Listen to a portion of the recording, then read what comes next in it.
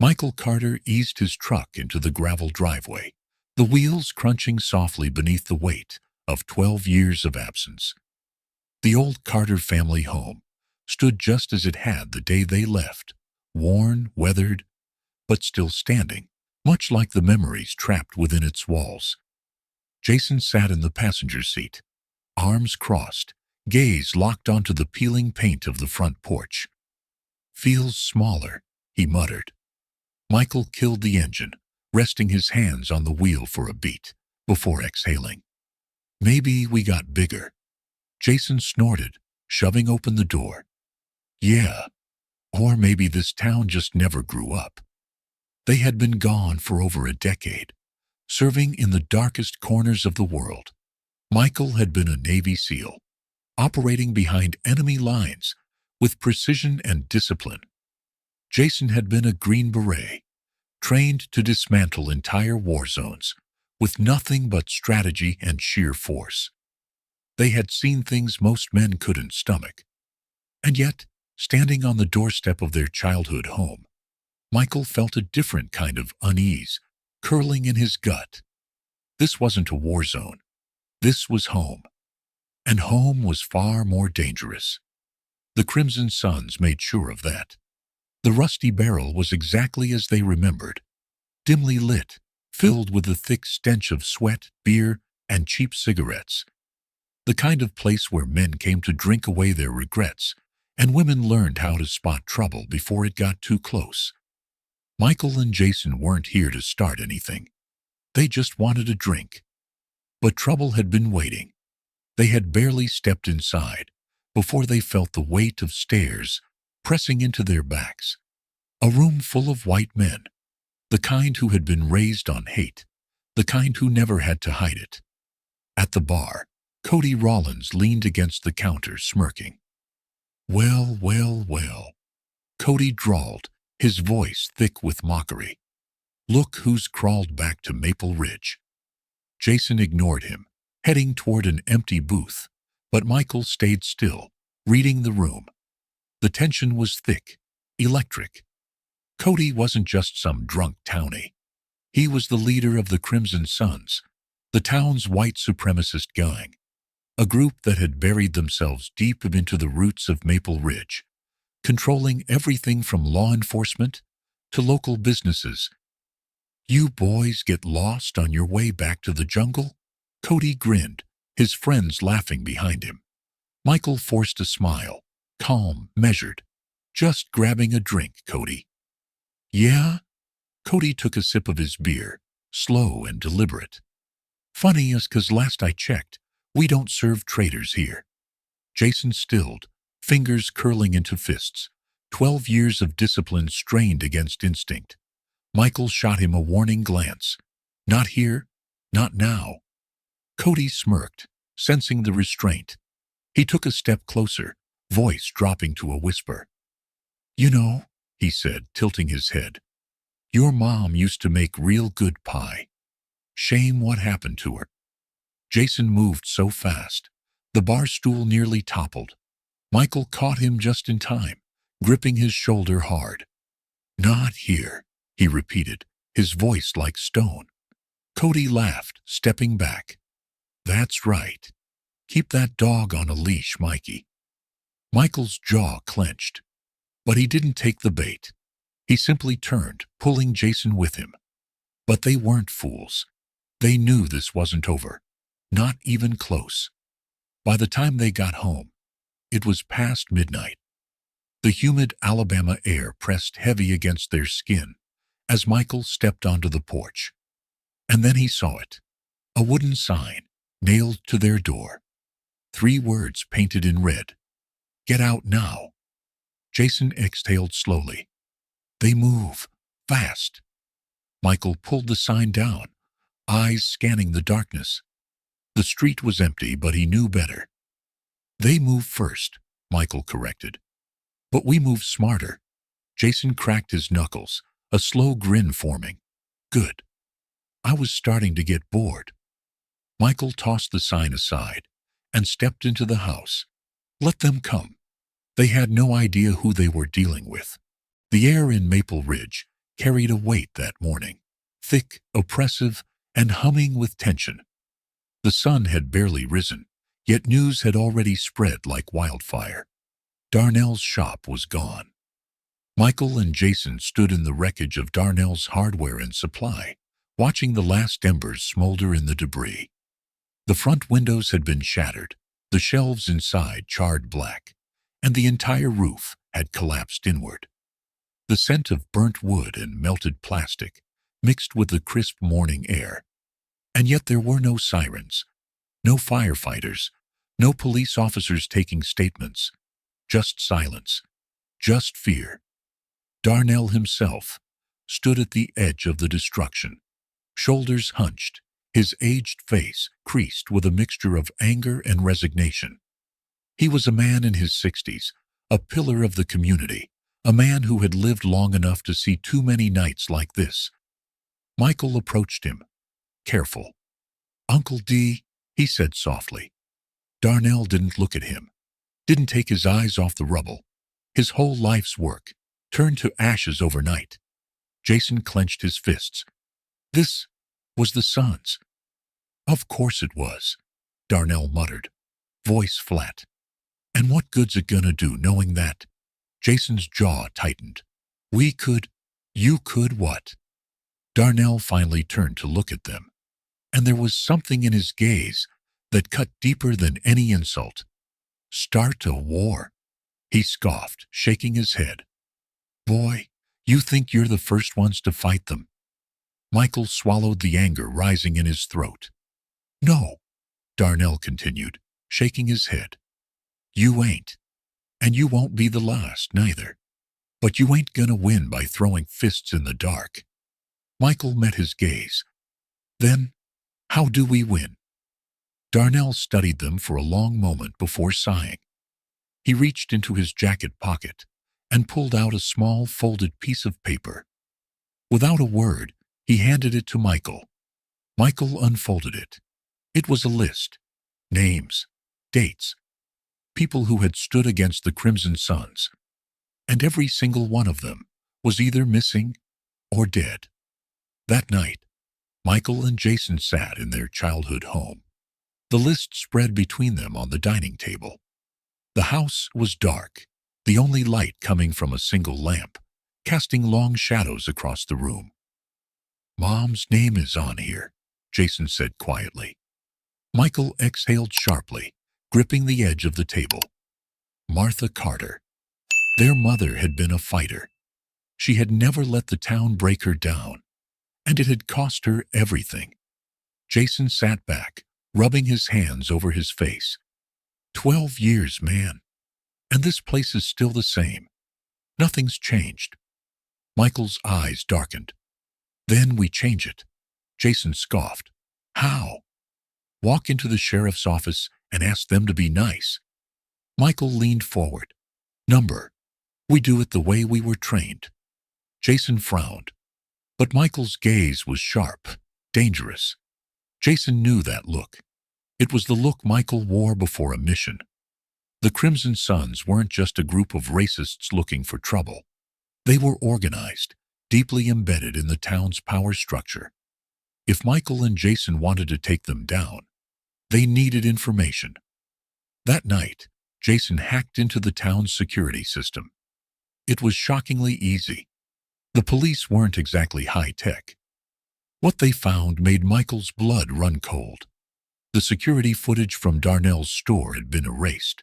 Not corrupted, not damaged, deleted. And the last person seen on camera before the footage cut off, Sheriff Danvers himself. Jason leaned back, shaking his head.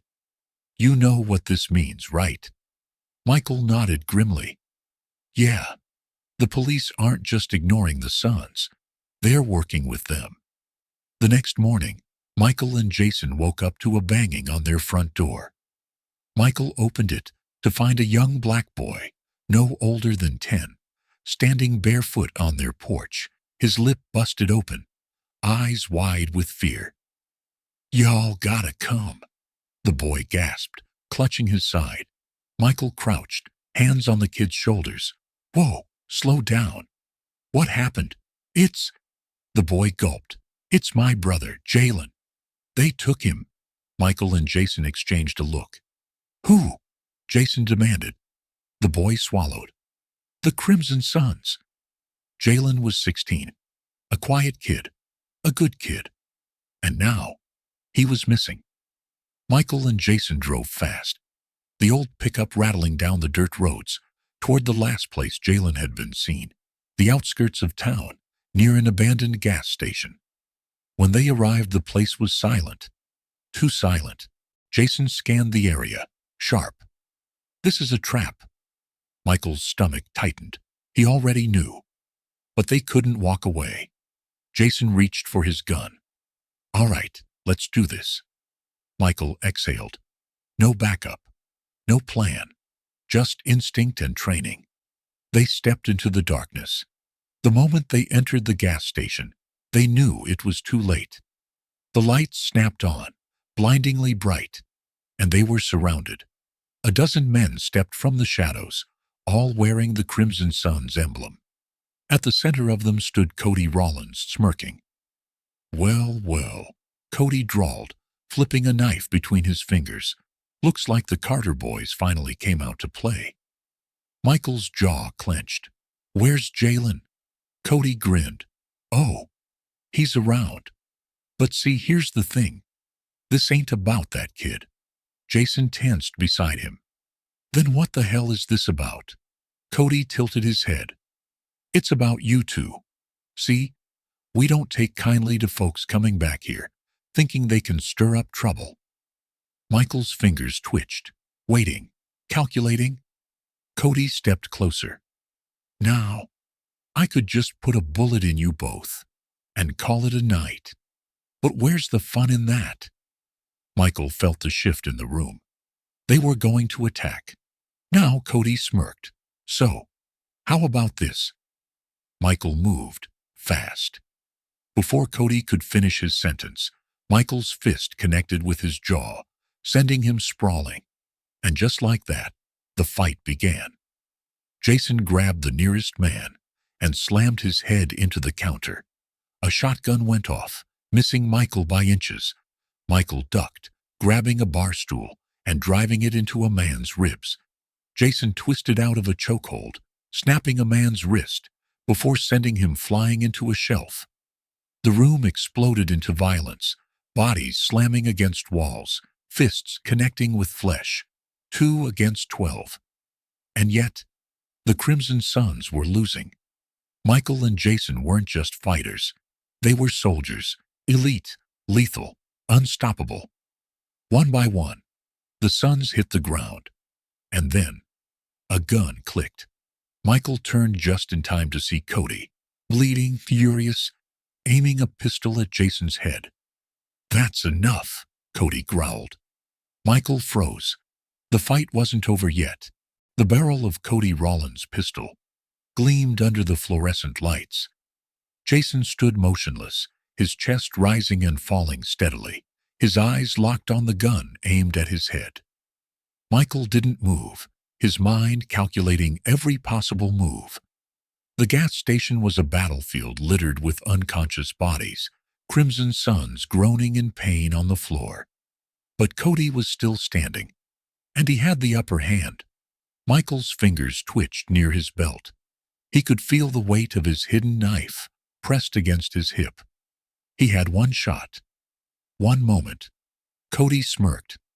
You two think you're hot shit, huh? His tongue flicked over his busted lip. 12 years in the military. And you think that makes you invincible? Jason didn't blink. Number. But it sure as hell makes us better than you. Cody's grin faltered. His finger tightened on the trigger. Michael moved, fast. He twisted his body, his right hand whipping forward in a blur.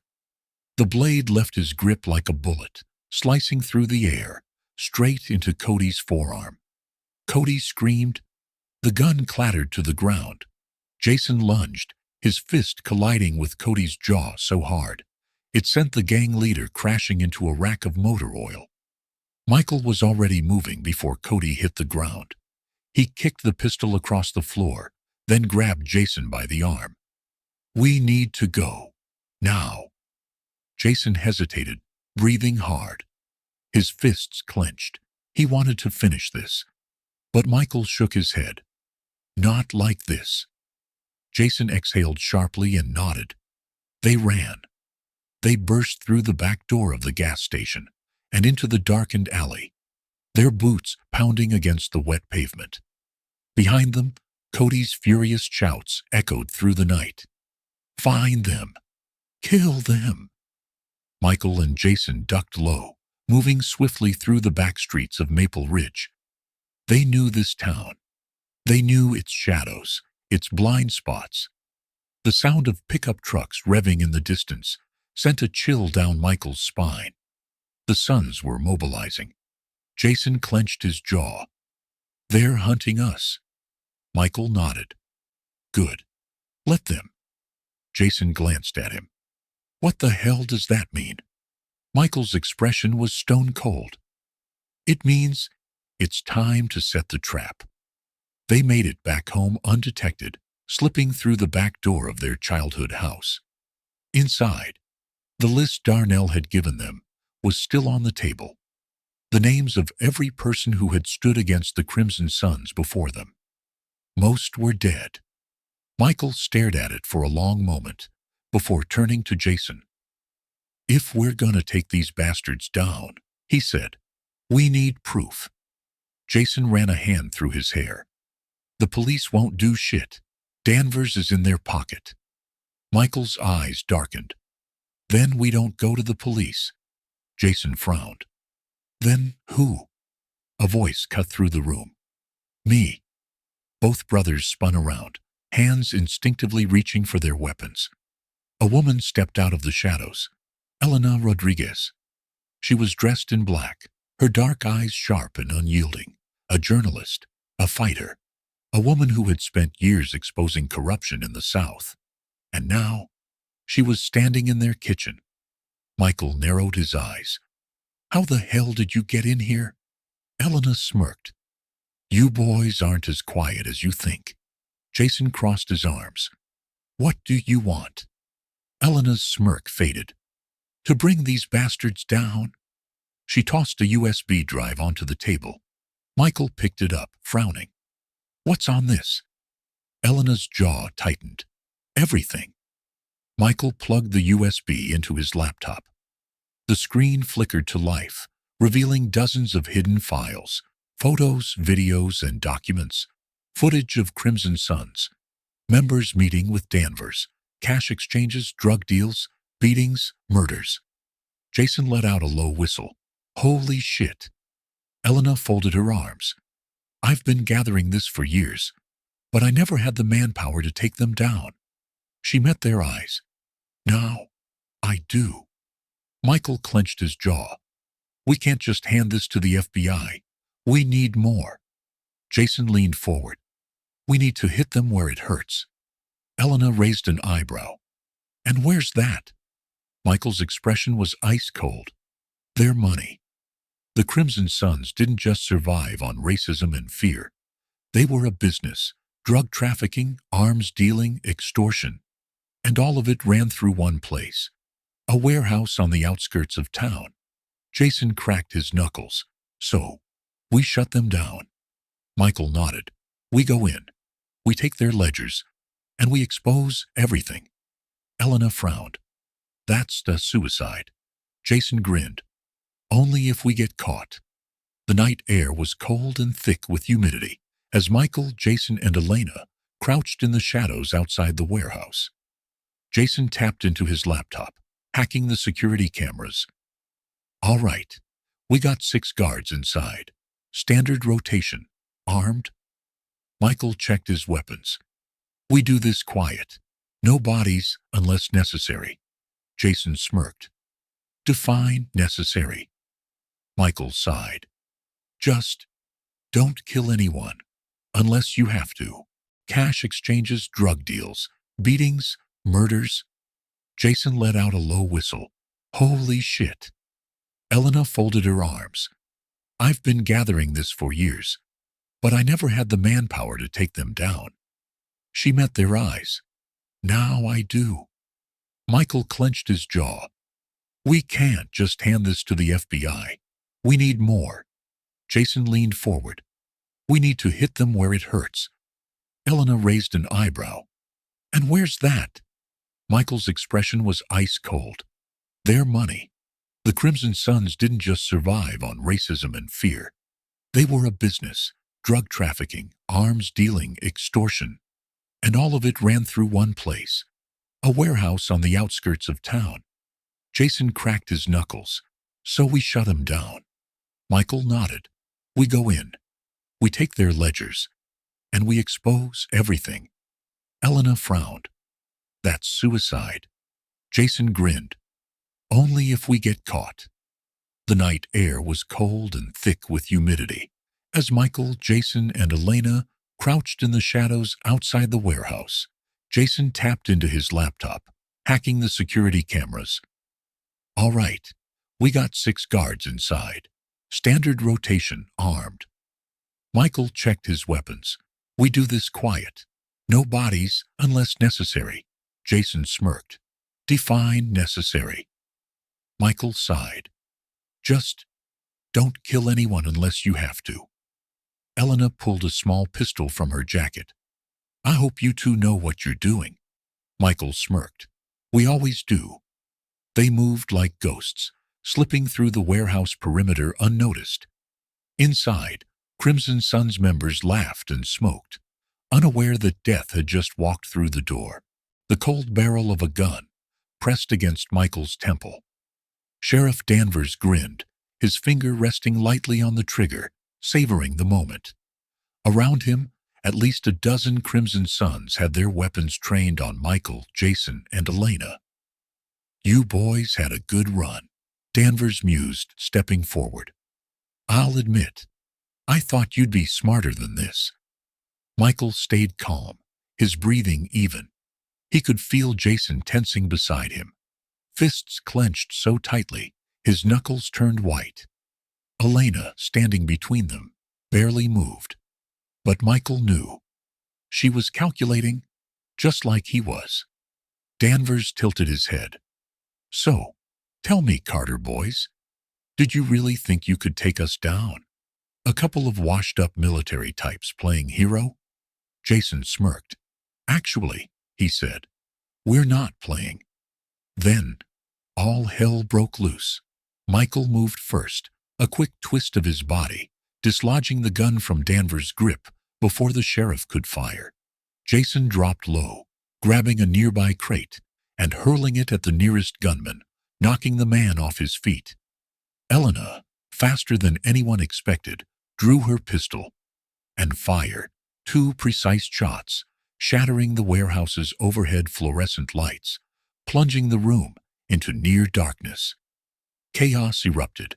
Gunfire cracked through the air, bullets whizzing past, as Michael dived behind a metal shelf. Jason rolled into cover beside him, breathing hard. Michael grabbed his knife, keeping low. We need an exit. Now. Jason gritted his teeth. Way ahead of you.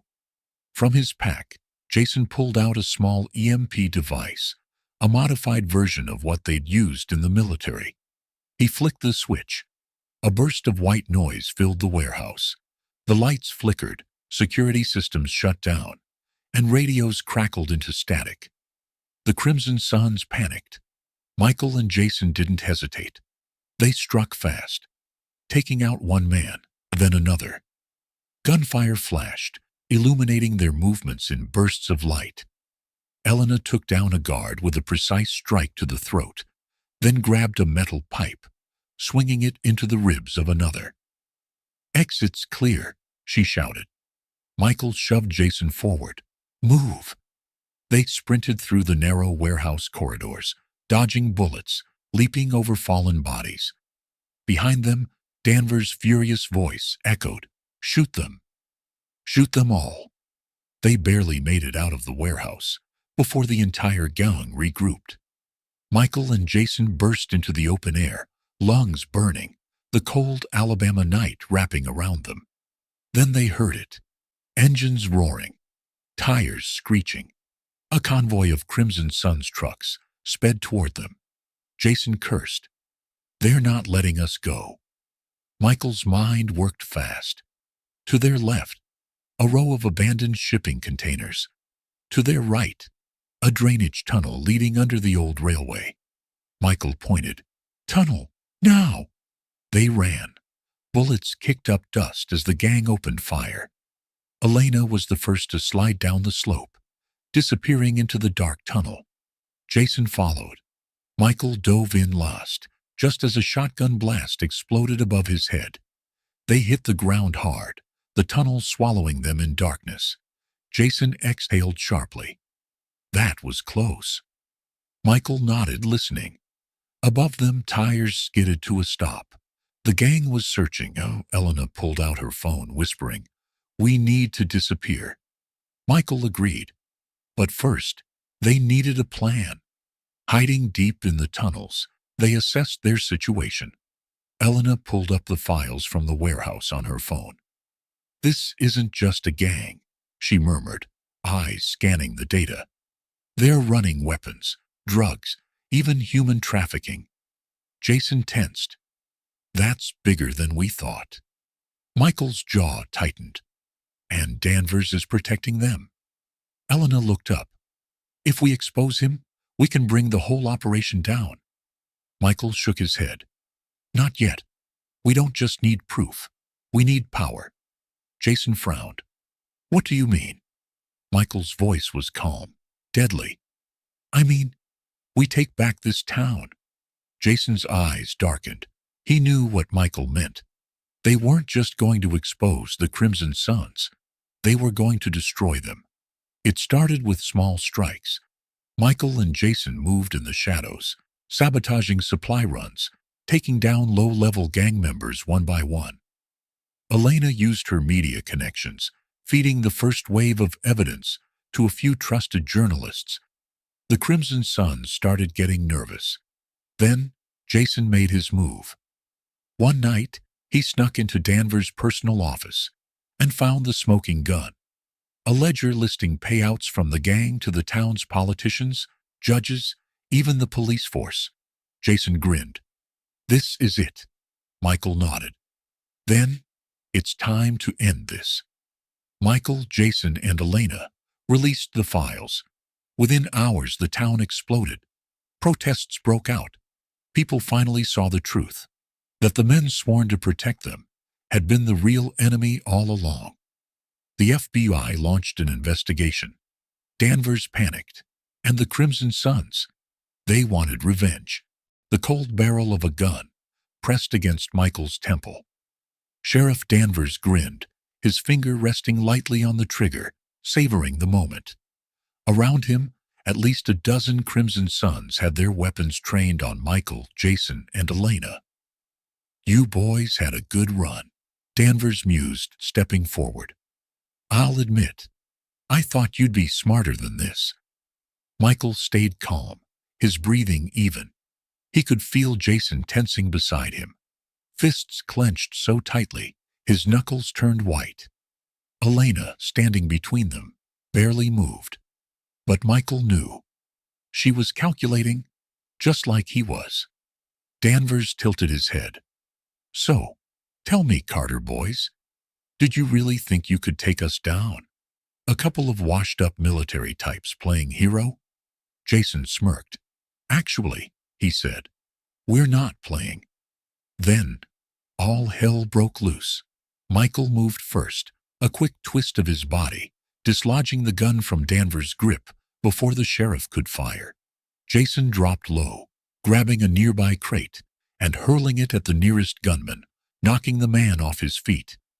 Elena, faster than anyone expected, drew her pistol and fired 2 precise shots, shattering the warehouse's overhead fluorescent lights, plunging the room into near darkness. Chaos erupted. Gunfire cracked through the air, bullets whizzing past, as Michael dived behind a metal shelf. Jason rolled into cover beside him, breathing hard. Michael grabbed his knife, keeping low. "We need an exit. Now." Jason gritted his teeth, way ahead of you. From his pack, Jason pulled out a small EMP device, a modified version of what they'd used in the military. He flicked the switch. A burst of white noise filled the warehouse. The lights flickered, security systems shut down, and radios crackled into static. The Crimson Sons panicked. Michael and Jason didn't hesitate. They struck fast, taking out one man, then another. Gunfire flashed, illuminating their movements in bursts of light. Elena took down a guard with a precise strike to the throat, then grabbed a metal pipe, swinging it into the ribs of another. "Exit's clear," she shouted. Michael shoved Jason forward. "Move!" They sprinted through the narrow warehouse corridors, dodging bullets, leaping over fallen bodies.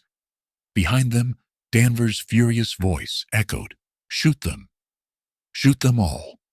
They barely made it out of the warehouse before the entire gang regrouped. Michael and Jason burst into the open air, lungs burning, the cold Alabama night wrapping around them. Then they heard it. Engines roaring, tires screeching. A convoy of Crimson Sons trucks sped toward them. Jason cursed. "They're not letting us go." Michael's mind worked fast. To their left, a row of abandoned shipping containers. To their right, a drainage tunnel leading under the old railway. Michael pointed. "Tunnel! Now!"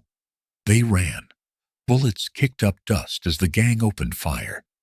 Elena was the first to slide down the slope, disappearing into the dark tunnel. Jason followed. Michael dove in last, just as a shotgun blast exploded above his head. They hit the ground hard, the tunnel swallowing them in darkness. Jason exhaled sharply. That was close. Michael nodded, listening. Above them, tires skidded to a stop. The gang was searching. Elena pulled out her phone, whispering, "We need to disappear." Michael agreed. But first, they needed a plan. Hiding deep in the tunnels, they assessed their situation.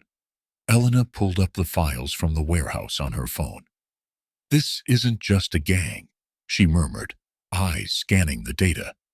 "They're running weapons, drugs, even human trafficking." Jason tensed. "That's bigger than we thought." Michael's jaw tightened. "And Danvers is protecting them." Elena looked up. "If we expose him, we can bring the whole operation down." Michael shook his head. "Not yet. We don't just need proof. We need power." Jason frowned. "What do you mean?" Michael's voice was calm, deadly. "I mean, we take back this town." Jason's eyes darkened. He knew what Michael meant. They weren't just going to expose the Crimson Sons. They were going to destroy them. It started with small strikes. Michael and Jason moved in the shadows, sabotaging supply runs, taking down low-level gang members one by one. Elena used her media connections, feeding the first wave of evidence to a few trusted journalists. The Crimson Sons started getting nervous. Then, Jason made his move. One night, he snuck into Danvers' personal office and found the smoking gun, a ledger listing payouts from the gang to the town's politicians, judges, even the police force. Jason grinned. "This is it." Michael nodded. "Then, it's time to end this." Michael, Jason, and Elena released the files. Within hours, the town exploded. Protests broke out. People finally saw the truth, that the men sworn to protect them had been the real enemy all along. The FBI launched an investigation. Danvers panicked, and the Crimson Sons. They wanted revenge. The first gunshot shattered the silence. A high-powered rifle round whizzed past Jason's head, embedding itself into the brick wall behind him. Michael yanked Elena down, shielding her behind the rusted remains of an old truck. Jason rolled into cover, his pistol drawn. The Crimson Sons were here, and they weren't alone. Through the dim streetlights of Maple Ridge, Michael spotted a convoy of pickup trucks, their headlights cutting through the darkness like glowing spears. Each truck was loaded with armed men. Shotguns, rifles, even a few automatic weapons gleamed in their hands. Cody Rollins stood on the flatbed of the lead truck, a cigarette dangling from his lips, his face twisted in a cruel smirk. Sheriff Danvers was beside him, shotgun resting on his shoulder. Michael's gut tightened. This wasn't just a retaliation. This was an execution. And the Carter brothers were the targets. "Spread out," Michael ordered, his voice low but firm. Jason nodded and vanished into the shadows, moving like a ghost between the alleyways. Elena checked her ammo. "We can't take them head on." Michael's jaw clenched. "We won't." A plan formed in his mind, one that would use the town's layout against the Crimson Sons. The gang assumed they had the upper hand. They were wrong. Michael bolted toward an abandoned hardware store, kicking open the door just as gunfire erupted around him. Elena followed, her pistol flashing as she fired back, taking down one of the gang members who had rushed too far ahead. Outside, Jason made his move. He had climbed onto the roof of a liquor store, sniper rifle in hand. With calm precision, he lined up his shot. Bang! One of Cody's lieutenants dropped, a hole clean through his skull. Panic spread through the gang. They hadn't expected resistance this fierce. But it was too late. Michael and Elena opened fire from the storefront, while Jason picked them off from above. The ambush had begun. Danvers wasn't about to let his men be slaughtered. "Fall back! Regroup!" he bellowed, signaling for his men to pull behind their vehicles. Michael saw them setting up barriers, preparing for a counterattack. "Jason," he called into his earpiece, "they're digging in." Jason grinned. "Let 'em. I'm about to give them something else to worry about." He pulled out a detonator. Planted underneath one of the trucks was a homemade explosive device, crafted from military-grade materials Jason had salvaged from the warehouse. Jason pressed the button. Boom!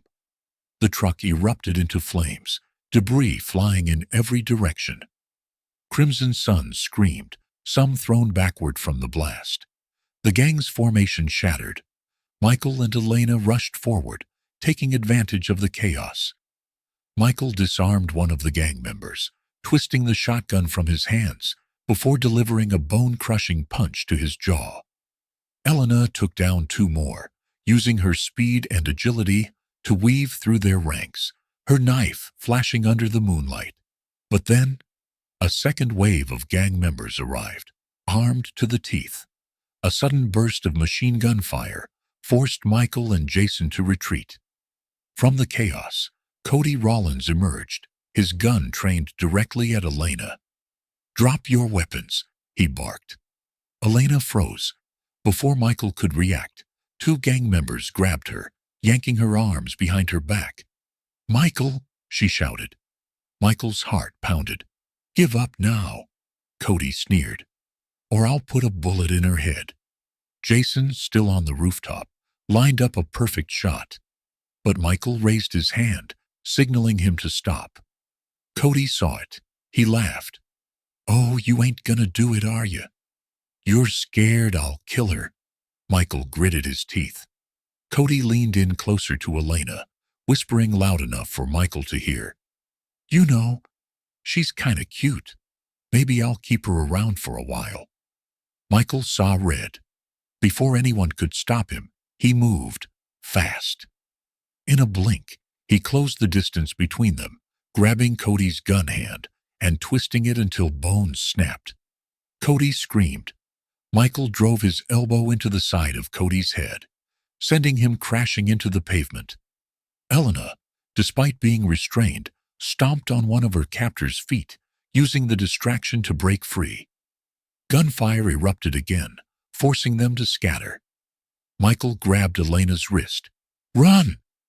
They sprinted toward the nearest alley, dodging bullets as the Crimson Sons poured after them. Jason covered them from above, his sniper rifle barking with deadly precision. But the gang kept coming, and they weren't stopping. They made it to Darnell's shop, their unofficial safe house. Darnell, the old shopkeeper, let them in, locking the doors behind them. Michael pressed a hand to his side. His shirt was wet with blood. Alina, breathing hard, checked him over. "You'll live," she muttered. A bullet had grazed. Jason stormed inside, furious. "We should have killed Cody when we had the chance." Michael shook his head. "Not yet. We need to be smart about this." Jason slammed his fist on the counter. "They took everything from us, Mike." Silence. Then, Michael's voice, calm but deadly serious. "And we're about to take everything from them." Jason met his brother's gaze. A decision passed between them. No more running, no more playing defense. It was time to finish this war. The night was eerily quiet. Michael, Jason, and Elena gathered their weapons, preparing for the final battle. Outside, the Crimson Sons regrouped. Danvers and Cody, both injured but still standing, planned their next move. The town was no longer just a battlefield. It was a war zone. And when the sun rose, one side would be left standing. Michael loaded his rifle. "Tomorrow," he said, "we end this." The air was thick with tension. Michael and Jason stood inside Darnell's old shop, loading magazines, sharpening knives, and checking their equipment one last time. Elena sat nearby, bandaging Michael's wound. Outside, the Crimson Sons were regrouping.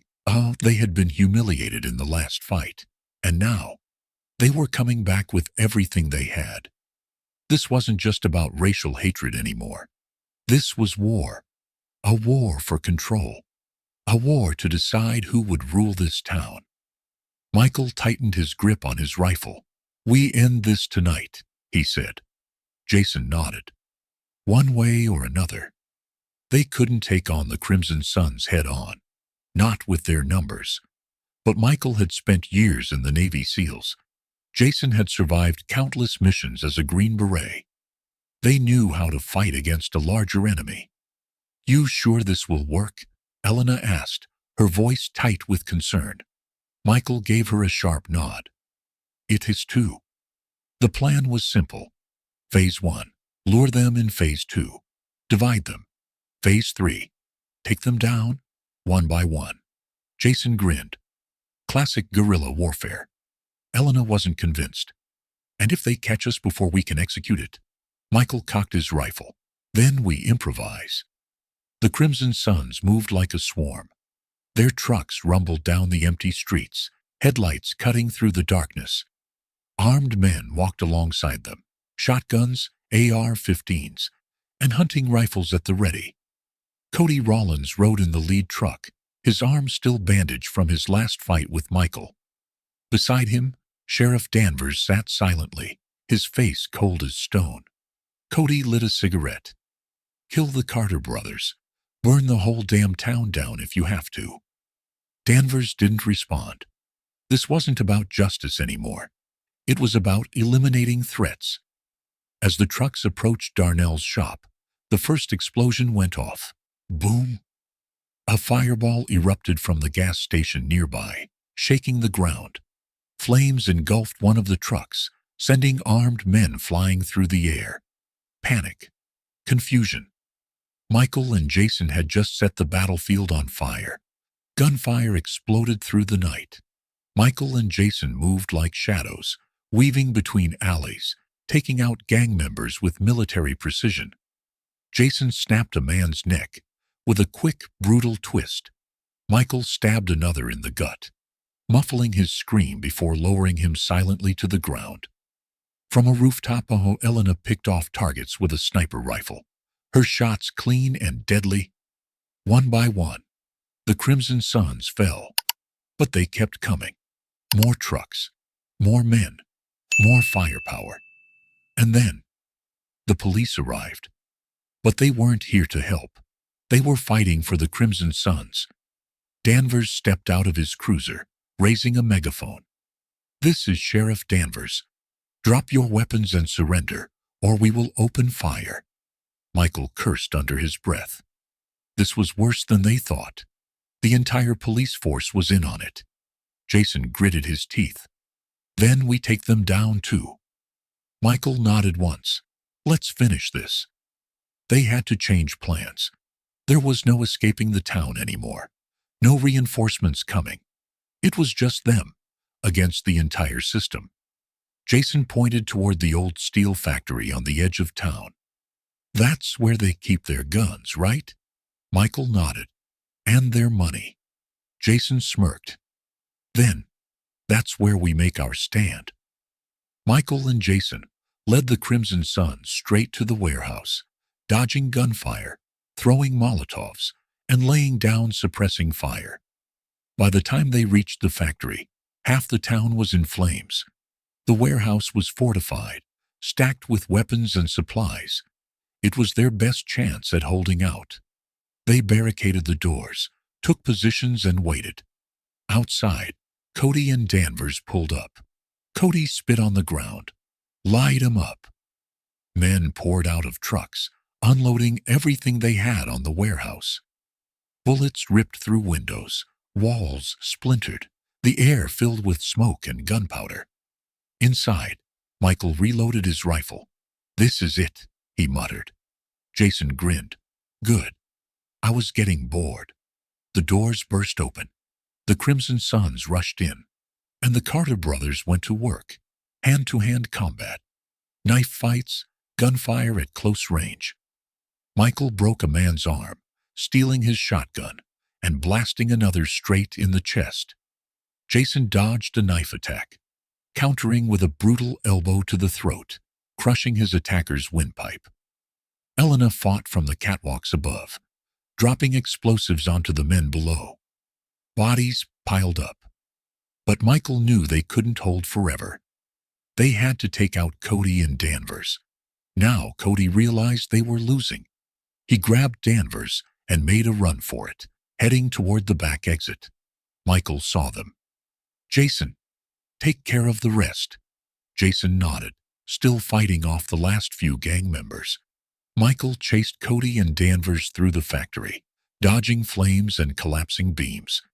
Danvers turned, firing his shotgun. Michael dove behind cover, rolling to his feet. He returned fire, hitting Danvers in the leg. The sheriff collapsed, groaning in pain. Cody kept running. Michael went after him. Cody stumbled into an old steel yard, panting hard. Michael cornered him, gun raised. You're done, Michael growled. Cody laughed, blood dripping from his mouth. You think killing me will change anything? Michael didn't flinch. I'm not killing you, he said. Then he threw his gun down and raised his fists. Cody smirked. Let's finish this then. The fight was brutal. No weapons, no tricks, just raw power and years of combat training. Michael dodged Cody's first punch, countering with a jab to the ribs. Cody swung wildly, but Michael was too fast. A kick to the knee, a punch to the throat. Cody staggered. Michael grabbed him and snapped his neck. Cody's body collapsed onto the steel floor. It was over. By the time Michael returned to the warehouse, the fight was done. The Crimson Suns were dead or captured. Danvers was bleeding out. Jason looked at Michael. Is he? Michael nodded. Jason sighed. Good. Elena let out a shaky breath. It's over. Michael looked at the burning remains of the factory. No, he said. It's just the beginning. The night smelled of blood, gunpowder, and burning wood. Michael stood over Cody Rollins' lifeless body, his chest rising and falling with every sharp breath. The once arrogant leader of the Crimson Suns lay motionless, his neck twisted at an unnatural angle. Jason stepped up beside his brother, wiping blood off his knuckles, his face unreadable. So, he muttered, staring at Cody's corpse, that's one down. Michael didn't respond. He was still listening, his senses on high alert. Then, a gunshot cracked through the steel yard. Michael and Jason dived for cover, barely avoiding a sniper round that ricocheted off the metal beams behind them. Elena's voice screamed through the radio. "Get out of there! They have reinforcements." The Carter brothers weren't the only ones hunting tonight. The Crimson Sons had backup, and it wasn't just their usual thugs. A new wave of mercenaries had arrived. Ex-military, highly trained, highly paid, and heavily armed. Michael recognized the sharp movement patterns, the quick, calculated shots. These weren't just local gangsters. This was a private militia. Jason gritted his teeth, firing a burst of rounds toward the snipers. Michael grabbed his radio. "Elena, where the hell did these guys come from?" Static. Then, "They're moving in fast. I'm pinned down at the radio station. A loud explosion cut off her transmission. Michael and Jason exchanged a look. This wasn't just about survival anymore. This was full-blown war. 3 miles away, Elena Rodriguez was bleeding. She clutched her ribs, her back pressed against the shattered remains of her old newsroom. Flames flickered along the walls, casting eerie shadows against the bullet-riddled desks. The Crimson Sons mercenaries were closing in. She had already taken out 2 of them, but there were more coming. Footsteps. She forced herself to breathe, steadying her hands. Then, movement. A shadow passed the broken window. Elena raised her pistol. Bang. The first mercenary dropped instantly, a hole between his eyes. But she wasn't fast enough for the second. A boot slammed into her chest, knocking the gun from her grip. Pain exploded through her body as she hit the floor, gasping for air. A massive man loomed over her, his scarred face twisted into a grin.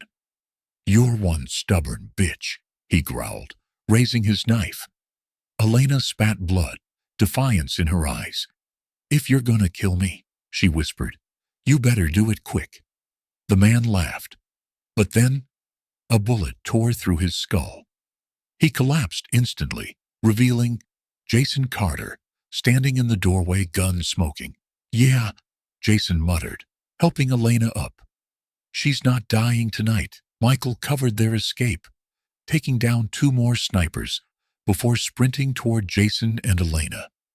They ran through the burning streets, weaving through back alleys and abandoned buildings. Their safe house was gone. Their allies were dead, and the Crimson Sons weren't just some small-town gang anymore. They were an organized army. Jason kicked open the door of an old mechanic shop, leading them inside. They barricaded the doors, catching their breath. Elena slumped against a workbench, clutching her bruised ribs. Michael scanned the room. "We need to get the hell out of this town." Jason shook his head. "Number. We need to finish this." Michael exhaled sharply. "You're not seeing the bigger picture, Jay. These guys, whoever they hired, they're professionals. We can't take them alone." Elena gritted her teeth. "Then we call someone who can." Jason scoffed. "Like who?"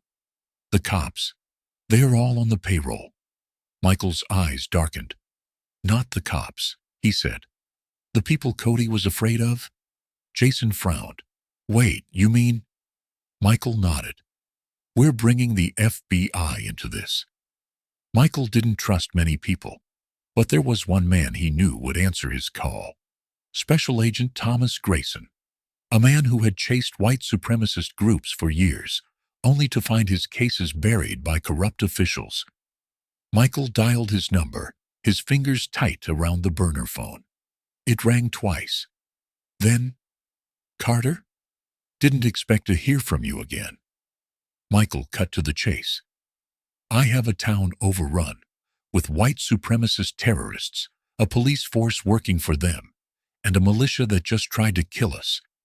You want a case? I'm handing you one." Silence. Then Grayson spoke. "Where?" Michael exhaled. "Alabama. Small town. Name's Ridgefield." Grayson cursed under his breath. "Jesus. I've been tracking Ridgefield for years, but they always keep it quiet." Michael's voice was ice cold. They're not quiet anymore? A pause. Then, Grayson. How many bodies? Michael. Too many. Grayson. How long do I have? Michael. Not long. Grayson. We're coming. Michael hung up, looking at Jason and Elena. They'll be here by morning, he said. Jason nodded. Good. Gives us time to prepare. They spent the next few hours reinforcing their hideout, setting traps, and planning their final attack. This was it. The Crimson Sons had made their move. Now, it was time for the Carter brothers to end this for good. The sky over Ridgefield was bruised with the deep purple and black of an approaching storm. The air was thick with tension, a silent promise of the battle yet to come. Michael sat on the edge of a rusted pickup truck, his rifle balanced across his knees. He could hear Jason sharpening a combat knife nearby, the rhythmic scrape of steel against stone like a war drum in the quiet night.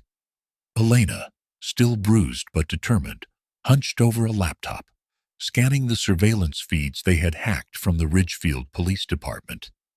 The town's corrupt officers were moving, preparing for something big. And at the center of it all, the Crimson Sons. Tonight, the town would burn, but the Carters would decide who lit the match. Through the grainy black and white footage, Elena spotted them first. Here, she said, tapping the screen. They're gathering at the old steel mill. Jason looked over her shoulder. That place is a damn fortress. Michael frowned. No, it's not. Jason raised a brow. What do you mean? Michael's expression was stone cold. I mean, it's got weaknesses. We just have to exploit them. Elena zoomed in on the footage. They've got about 20 guys inside, maybe more. Michael nodded.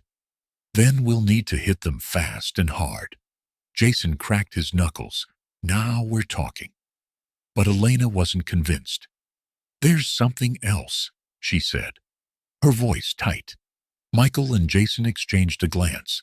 She pointed to another screen. Sheriff Danvers is there too. Jason clenched his fists. That son of a... Michael cut him off. Focus. Elena continued. It's not just him. There's another group. New faces. They're bringing in trucks. Michael's gut twisted. They're planning something big, Elena whispered. This isn't just about us anymore. Michael exhaled slowly. Then we need to stop them. Tonight. The Carters knew they couldn't do this alone. They needed help. Michael called the only people he trusted, a handful of ex-military brothers from their past. They arrived in the dead of night, slipping into Ridgefield like ghosts. Dante Williams, former Marine sniper, deadly from over a mile away. Luis Shadow. Reyes, ex-Green Beret, the best explosives expert they knew. Mason Carter, no relation, but one of the best close-quarters fighters in the world. Jason grinned as he saw them. Now this is a party. Dante clapped him on the back. You boys always get into trouble, huh? Michael smirked. You wouldn't have come if you didn't love it. Dante chuckled. Damn right. With their team assembled, they laid out the plan. Three-pronged attack. Michael, Jason, and Mason would breach the front. Dante would take a sniper position. Luis would set charges around the perimeter. A fail-safe if things went south. They had one shot to end this, and they wouldn't miss. They moved like shadows, slipping through the abandoned streets toward the steel mill. Inside, the Crimson Sons were arming up, loading crates of weapons into unmarked trucks. Sheriff Danvers stood beside a bald, scarred man, his voice cold and sharp. This town belongs to us, Danvers sneered. After tonight, no one will question that again. Michael's hand tightened on his rifle. He had heard enough. Boom. The first explosion ripped through the west entrance, courtesy of Luis. Panic erupted. Men shouted, grabbing their weapons. And that's when the Carters struck. Jason rushed in first, moving like a tornado of violence, taking down two men before they even registered what was happening. Michael moved with surgical precision, his shots finding their marks, dropping one after another. Dante, from his sniper's perch, was untouchable, each shot taking out a high-value target before they could react. Within minutes, the mill was a war zone. But then, a roar shook the air. Michael turned, just in time, to see one of the trucks slam through the warehouse doors, engine revving like a beast. Inside, a mounted .50 caliber machine gun. Jason barely had time to yell before the gunner opened fire. Bullets ripped through the steel walls, sending sparks and debris flying. The Carters dove for cover, their eardrums ringing from the onslaught. Michael grabbed his radio. "Luis, we need a way out, now." Luis' voice crackled through. "I got you, get clear."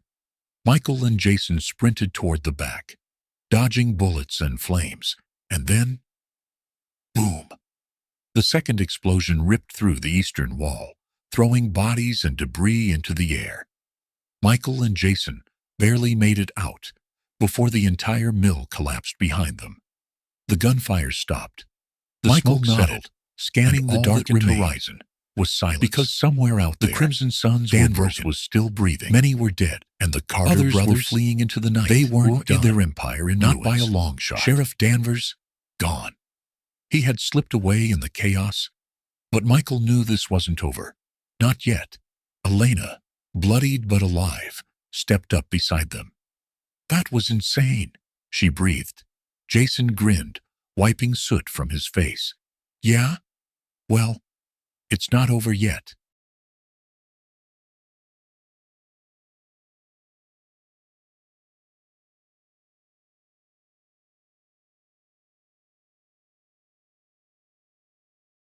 The remnants of the steel mill were still smoldering when Michael and Jason Carter emerged from the shadows. The once mighty stronghold of the Crimson Suns now lay in ruins, its walls reduced to rubble, its men either dead or scattered like rats. But the battle was far from over. As Michael scanned the burning wreckage, his grip on his rifle tightened. Sheriff Danvers was still out there, wounded, desperate, and more dangerous than ever. Jason wiped the blood off his forehead. His breath was ragged, his body aching from the relentless combat, but his spirit burned hotter than the flames behind him. "We're not done," he muttered. Michael exhaled, his eyes narrowing. Not even close. Far from the mill, in the secluded backroads of Ridgefield, a blacked-out SUV roared down the empty highway. Inside, Sheriff Danvers clutched his bleeding shoulder, his knuckles white as he gritted his teeth against the pain. Beside him sat Cody Rollins, his face twisted in fury. This wasn't supposed to happen. Danvers spat blood, his glare sharp. "Those Carter boys, they're not human." Cody slammed his fist against the dashboard. "They just wiped out our entire operation. You think I don't know that?" Danvers leaned back, his breathing heavy. "We still have one play left." Cody's eyes darkened. "You mean them?" Danvers nodded.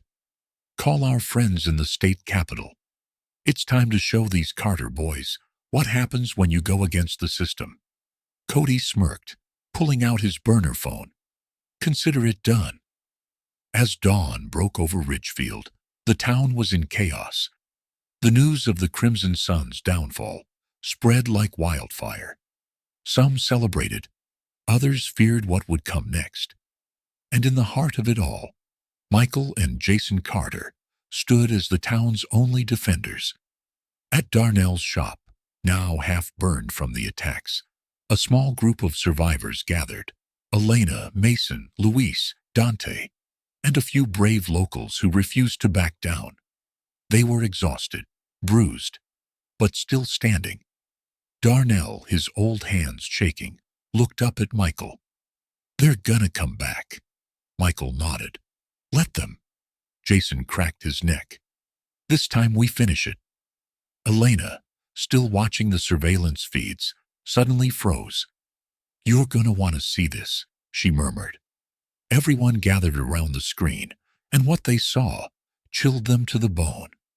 A convoy of armored SUVs was rolling into Ridgefield, and leading them?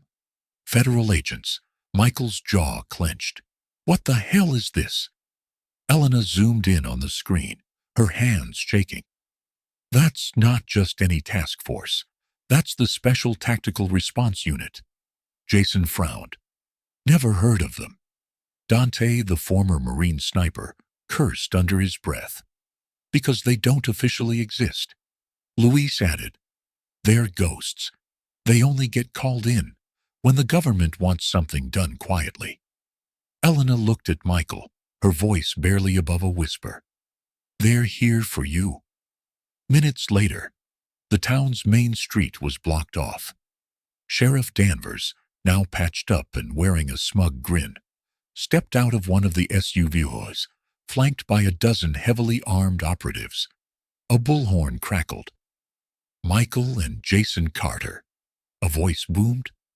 By order of the State Attorney General, you are under arrest for terrorism, destruction of property, and multiple homicides.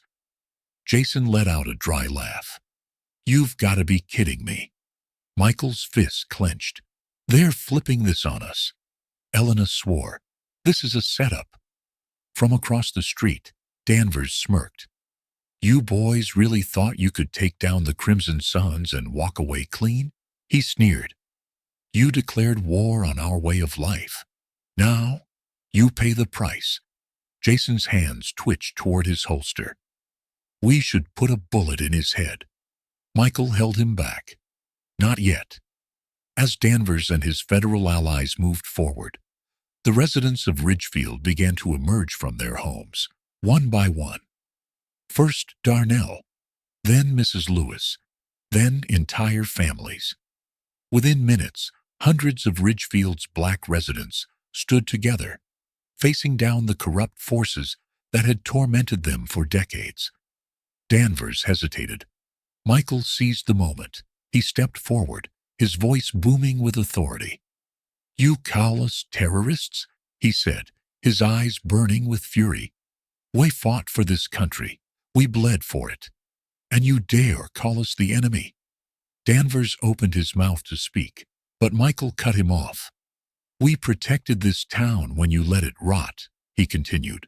And now, the people of Ridgefield stand with us. A murmur rippled through the crowd. A reporter, who had been quietly filming from the sidelines, suddenly spoke into her microphone. Sheriff Danvers, would you care to explain why you're bringing in a federal task force against two war heroes? Danvers froze. And then, a deafening gunshot rang out. The bullet whizzed past Michael's ear, slamming into a nearby truck. Jason dove for cover, gun drawn. Panic erupted. Federal agents scrambled, weapons raised. Danvers shouted, "Take them down!" The entire town exploded into chaos.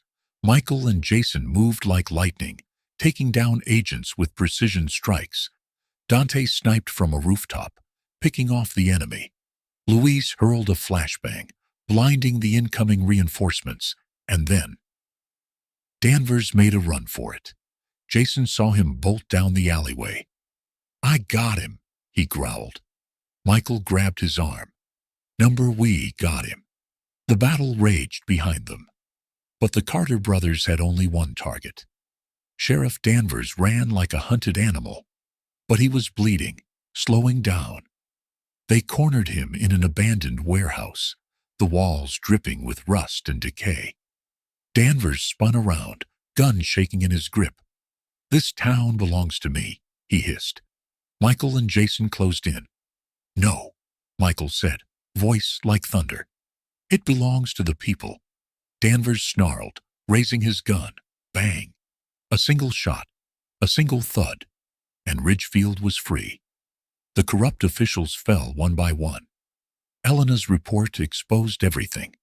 The federal task force was recalled. The people of Ridgefield stood their ground, and as the sun rose over the town, Michael and Jason Carter stood victorious, scarred, battered, but undefeated, because no matter how dark the night, the dawn always comes. The town of Ridgefield had survived its darkest hour, but survival was just the beginning. For years, its black residents had endured fear, oppression, and violence. The fall of the Crimson Sons and the exposure of Sheriff Danvers' corruption had ignited a revolution. But revolutions don't end with gunfire. They begin with change. And Michael and Jason Carter had one last mission to complete. The town's main street, once a place of fear, now bustled with life. Children ran through the streets. Families repainted their homes. Businesses that had once lived in the shadows now had their doors wide open. At the center of it all stood the Carter brothers. Jason, his arm still bandaged from the final battle, watched as volunteers cleared the debris from the burned-down community center. Michael stood beside him, arms crossed. "The hard part starts now," Michael said. Jason smirked. "Good. I was getting bored." A week after the battle, a town meeting was called. Hundreds of residents gathered in what remained of the old church, the only place that had never been touched by the Crimson Sons. At the front stood Michael, Jason, and Elena Rodriguez, her camera crew recording everything. Michael looked across the sea of faces, men, women, and children who had suffered for too long. "This town was never theirs," he said, his voice firm but steady. "It's ours." Murmurs of agreement rippled through the crowd. "They tried to silence us. They tried to bury us. But look around." Michael gestured to the people, the families, the survivors. "We're still here." Cheers erupted. Jason stepped forward. "We didn't fight so things could go back to the way they were. We fought for something better. And we're not leaving until that happens." A young boy, no older than 10, raised his hand. Michael knelt down. "What's your name?" "Malcolm," the boy whispered. Michael smiled. "What's on your mind, Malcolm?" The boy hesitated, then asked, "Are the bad men gone for good?" Silence fell over the room. Michael's expression hardened. "They're gone," Jason added quietly, "but there will always be more." The boy looked up at them. Then, "Can you teach us how to fight?"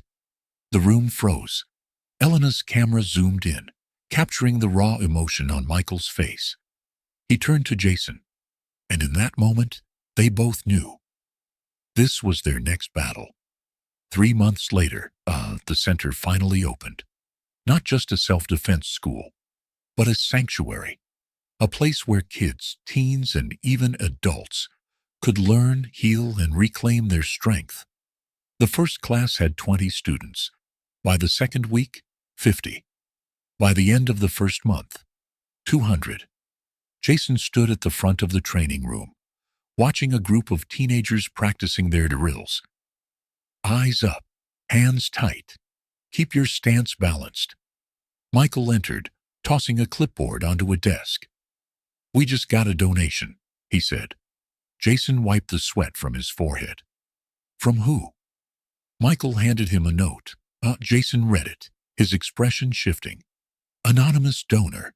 Amount, $500,000. A single sentence was written below.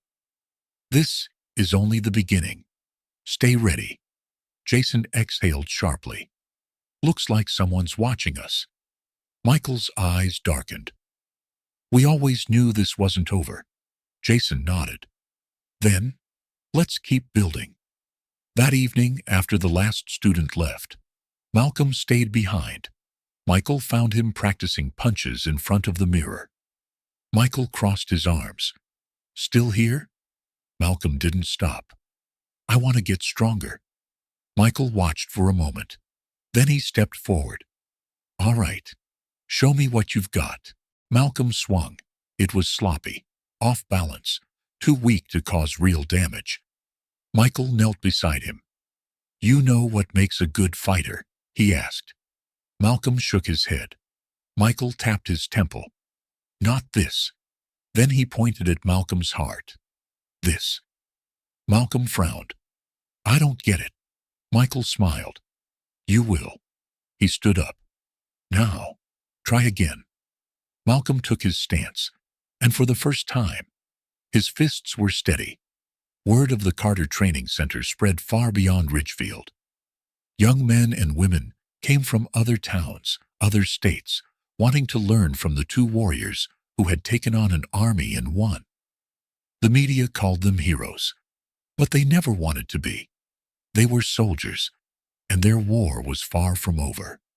As Michael and Jason watched the next generation train, one thought burned in their minds. This was only the beginning, because the real fight had just begun. The war against the Crimson Suns was over. But wars don't just end. They leave behind wounds, some visible, some buried deep.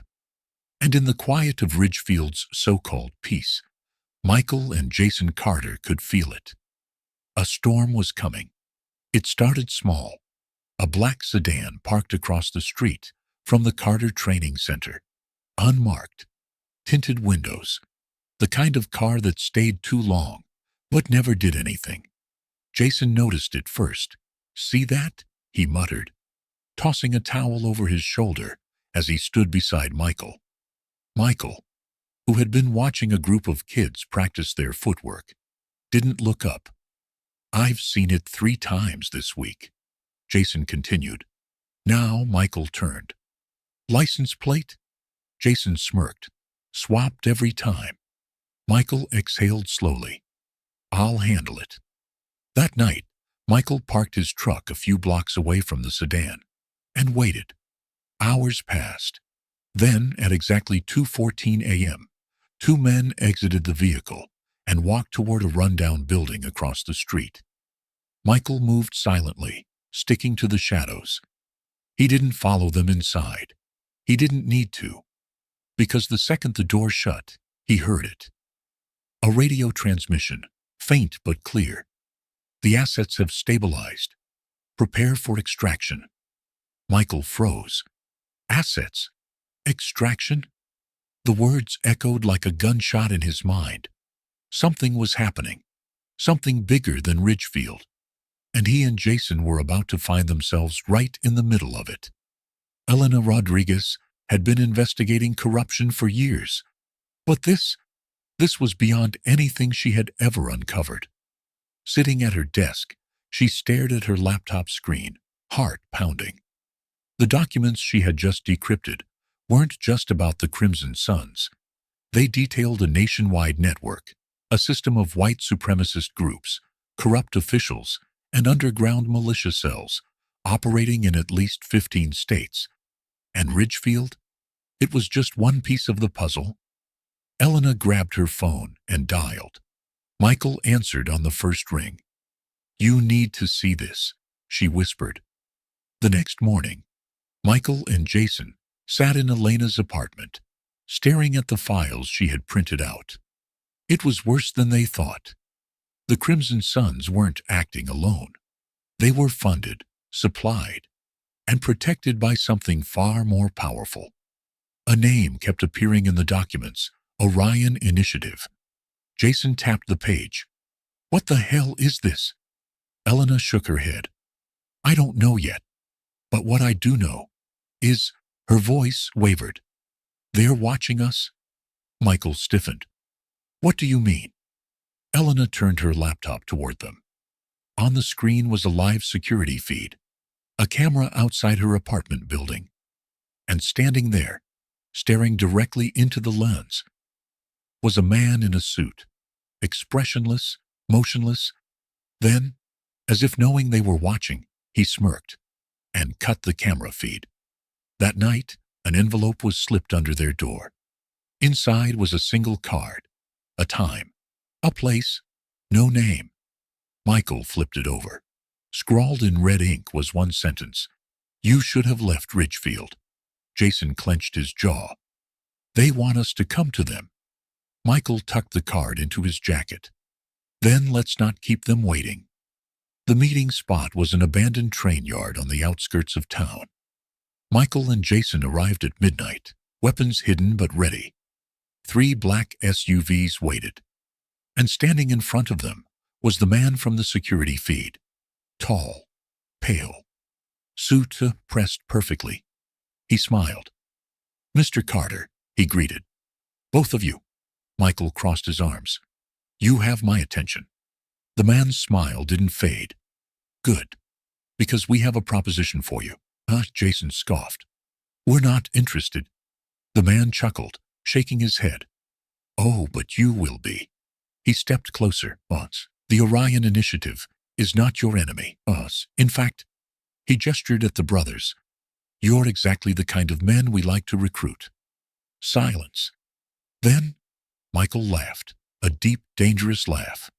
"That's cute," he said. "You burn our town to the ground, terrorize innocent people, and now you want us to sign up." The man's expression didn't change. "This wasn't about your town," he said simply. Jason narrowed his eyes. "Then what was it about?" The man finally dropped his smile. "A test." A chill ran down Michael's spine. The man continued. "So we wanted to see if you were useful." He reached into his pocket and pulled out a file. He tossed it at their feet. Michael hesitated, then picked it up. Inside were photos, satellite images, surveillance shots, and at the center of them, the Carter Training Center. Jason swore under his breath. The man leaned in. "You think Ridgefield is safe?" he whispered. Michael clenched his fists. The man smirked. "You have no idea what's coming." The next morning, Michael and Jason sat in the training center, staring at the photos. "They were watching us the whole time," Jason muttered. Michael didn't respond, because he knew what had to happen next. This wasn't about Ridgefield anymore. This was bigger. The Orion Initiative had just made a mistake. They had let the Carter brothers see their faces, and now they were going to burn them to the ground. Wars aren't fought on battlefields alone. That was something Michael Carter had learned the hard way. Wars were fought in the shadows, behind closed doors, inside corrupt systems where enemies wore suits instead of combat gear. And right now, the war had come knocking on their door. Jason's fists were clenched so tightly, his knuckles turned white. The message had been clear. "We warned you. Now she pays the price." Elena Rodriguez had been taken. Her apartment was ransacked. Blood was on the floor, and the security cameras wiped clean. Jason slammed his fist against the training center wall. "Damn it!" Michael stayed quiet, his jaw clenched. This was their fault. They had pulled Elena into this, and now the Orion Initiative was sending a message. But they had made one fatal mistake. They took the wrong person. Michael grabbed his gear bag. "We're getting her back." Jason exhaled sharply, nodding. "Damn right we are." The Orion Initiative thought they were untouchable, thought they could take Elena and disappear into the shadows. They didn't realize Michael and Jason Carter were trained to hunt in the dark. Jason was already working his magic, fingers flying across his laptop. They wiped her apartment cams, but they forgot one thing. He smirked, clicking a few buttons. Michael leaned in. "What?" Jason turned the screen toward him. "The traffic cams outside." On the footage, a black van peeled away from the building at 3:42 a.m. Jason enhanced the image. Michael pointed at the driver. "That's our guy." Jason grinned. "Yeah, and I just traced the van." He cracked his knuckles. "They're at a warehouse on Route 9. Michael grabbed his rifle. Jason followed. Time to bring Elena home. 1 a.m. Route 9. The warehouse loomed in the darkness, a fortress of steel and concrete. Armed guards patrolled the perimeter. Michael and Jason crouched behind an abandoned truck, scanning the scene. 6x outside, Jason whispered. At least double that inside. Michael smirked. I like our odds. Jason chuckled. You always do. They moved silently, using the shadows. A guard turned. Michael struck first, wrapping his arm around the man's throat, silencing him instantly. Jason handled the next one with a swift blow to the ribs. 2 down. The brothers exchanged a glance. Time to go in. Elena was tied to a chair in the center of the room. A man in a gray suit circled her, holding a knife. Ms. Rodriguez, he sighed. You should have walked away. Elena glared at him, blood dripping from a cut on her cheek. Screw you. The man sighed again, turning to one of his men. Kill her. The thug pulled a pistol. Then the lights went out. Bam, bam, bam. Gunfire erupted. Screams filled the room. Then, silence. When the emergency lights flickered on, Michael and Jason stood in the doorway, rifles raised. Evening, gentlemen, Jason grinned. The room exploded into chaos. Michael moved like a ghost, weaving through gunfire. 1 shot, 1 kill. Jason was just as deadly, dropping enemies with precision. The gray-suited man tried to flee. Jason caught him. A single punch shattered his nose. He collapsed, screaming. Michael reached Elena, cutting her free. You okay? She nodded, breathless. Never better. Jason dragged the gray-suited man forward. Michael crouched. Who do you work for? The man spat blood. You're already dead. Jason sighed. Wrong answer. Crack. A broken jaw later, the man was more cooperative. Michael leaned in. Talk. Between groans of pain, the man whispered, You think Ridgefield was the target? He laughed, coughing blood. You have no idea what's coming. They left no one alive. As the warehouse burned behind them, Michael glanced at Jason. We just pissed off the most powerful organization in the country. Jason grinned. Then let's make sure they regret it. This wasn't over. Not even close. The war isn't over. It's just begun. Michael Carter knew this truth all too well. Elena was safe, for now. But the Orion Initiative wouldn't take this loss lightly. They would come. And this time, they wouldn't just be sending street thugs and mercenaries. They would burn everything to the ground. Jason adjusted his grip on his rifle, eyes locked onto the burning warehouse behind them. You think this will slow them down? Michael exhaled, scanning the dark horizon. No. Jason smirked. Then, let's make sure they don't get up. The escape from the warehouse had been brutal. Even after eliminating every last one of the guards, the brothers knew they couldn't stick around. Sirens had already begun to wail in the distance. Cops paid to look the other way. They needed to vanish, and they did. By the time authorities arrived, all that remained was smoke, blood, and the faint scent of gunpowder. Elena, however, was in bad shape. Back at the training center, she sat in Jason's chair, holding a bag of ice to her split lip. Are you sure you're okay? Michael asked. Elena gave him a tired smirk. Trust me, I've had worse. Jason crossed his arms. They took you because they wanted to send us a message. Elena exhaled.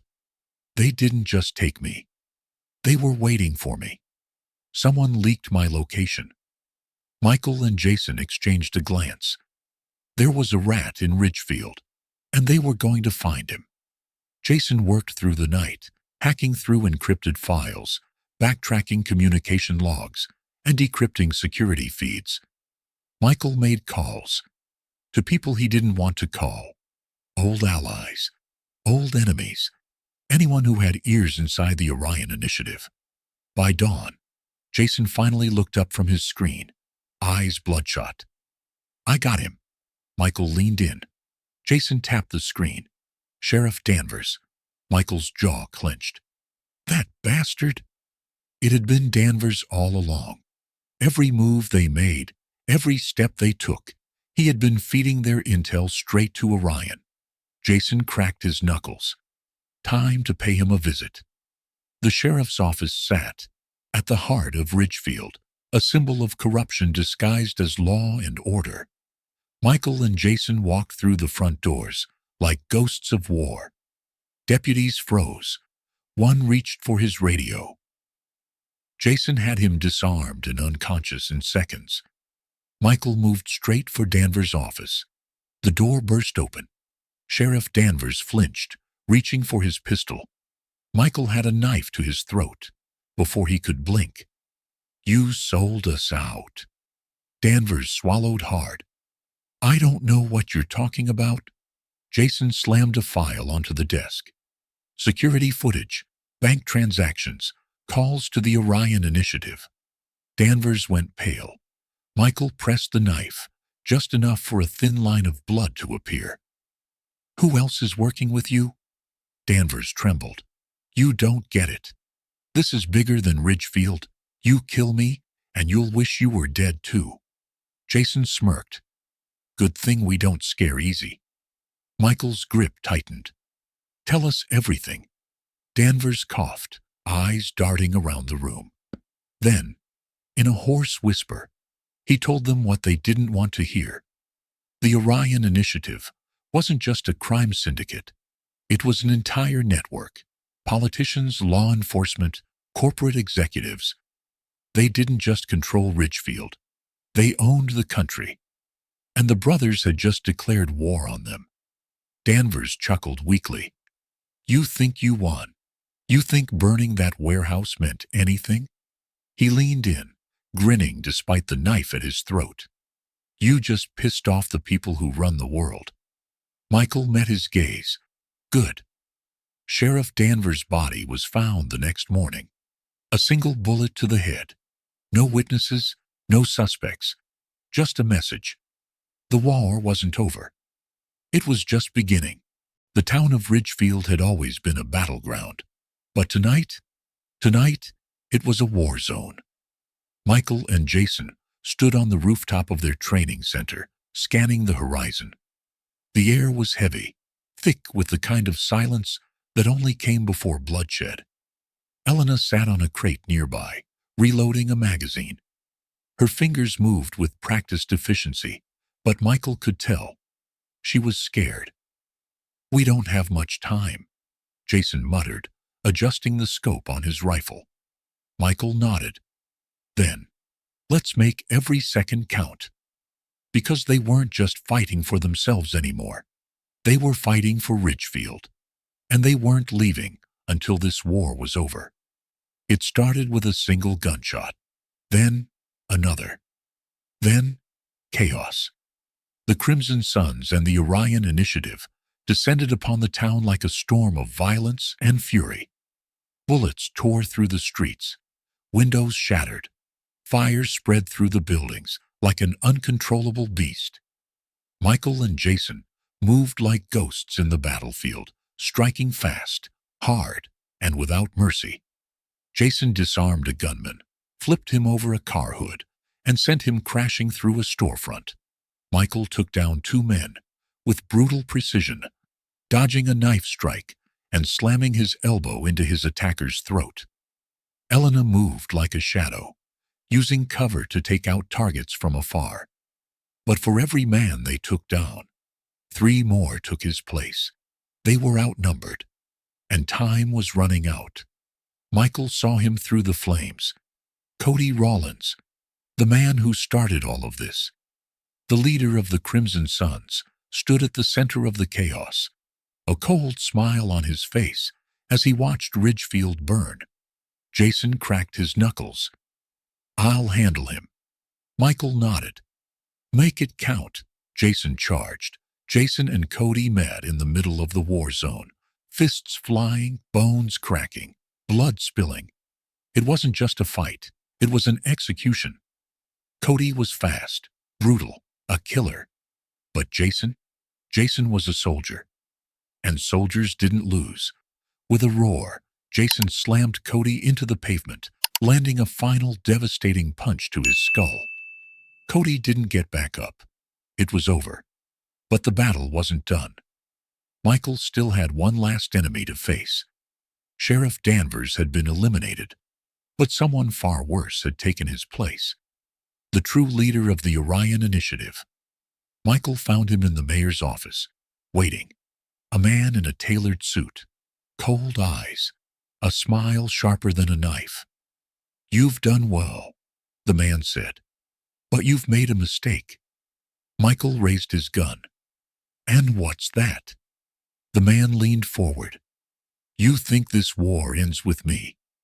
Michael pulled the trigger. The sun rose over Ridgefield for the first time in years. The town was still standing. Michael and Jason stood side by side, watching as people emerged from their homes. For the first time, they weren't afraid. For the first time, they were free.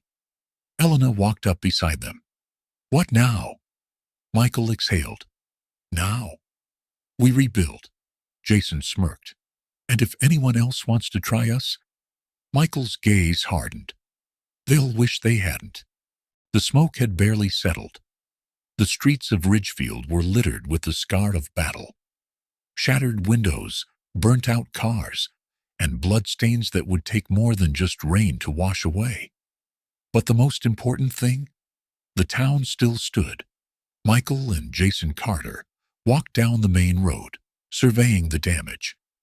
Elena was beside them, notebook in hand, recording the details for her final report. People were emerging from their homes, cautiously at first, then with newfound hope. It was over. The Crimson Suns were finished. The Orion Initiative had fallen. Sheriff Danvers was rotting in a jail cell. And Cody Rollins? He'd never be a threat again.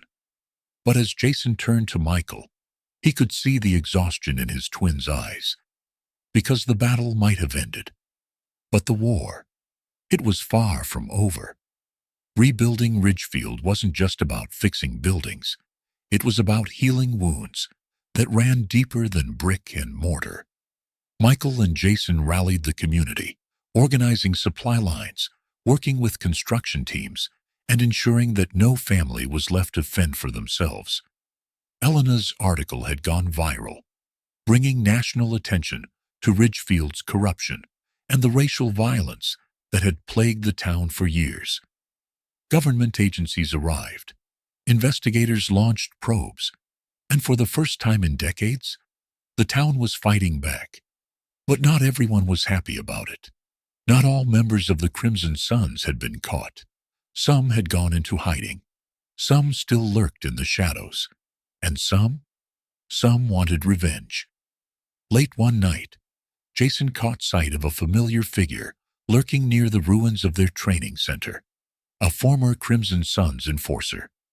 Jason didn't hesitate. He tackled the man to the ground, pressing a knife to his throat. "You really want to do this?" Jason growled. The man spat blood, grinning. "This ain't over." Jason's grip tightened. But Michael appeared, placing a firm hand on his brother's shoulder. "It is," Michael said. "You just don't know it yet." The police dragged the man away. But Jason wasn't convinced this was the last of them. As weeks passed, Michael and Jason realized they couldn't just leave. They had come home to help their town. And now, they had a new mission. The Carter brothers converted their training center into a full-fledged self-defense academy, teaching civilians how to protect themselves. Elena, now a national journalist, helped shine a light on similar towns across the country, exposing hidden corruption and systemic racism. And the people of Ridgefield? They refused to be victims ever again. One evening, as Michael locked up the training center, he noticed an envelope slipped under the door. He opened it cautiously. Inside was a single bullet, wrapped in a note. "This isn't over."